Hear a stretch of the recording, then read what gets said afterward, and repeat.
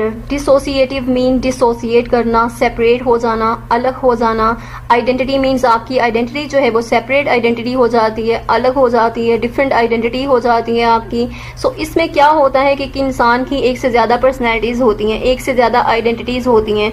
इस डिसऑर्डर को हम मल्टीपल पर्सनैलिटी डिसऑर्डर भी कहते हैं। इसमें आप अपनी जो पर्सनैलिटी होती है या जो आपकी रियल आइडेंटिटी होती है उससे आप डिस्कनेक्ट हो जाते हैं और आप दूसरी जो आइडेंटिटी होती है, दूसरी पर्सनैलिटी जो होती है वो फॉर्म कर लेते हैं। तो इसमें एक इंसान की एक से ज़्यादा पर्सनैलिटीज़ हो सकती हैं। एक तो उसकी रियल वाली पर्सनैलिटीज़ हो गई और दूसरी जो पर्सनैलिटी है वो फेक पर्सनैलिटी या जो पर्सनैलिटी उसने बना ली है। सो उसकी एक पर्सन की दो या उससे ज़्यादा पर्सनैलिटीज़ भी हो सकती हैं और वो पर्सनैलिटीज़ बिल्कुल सेपरेट होती हैं, एक दूसरे से अलग होती हैं, बिल्कुल मुख्तलिफ होती हैं।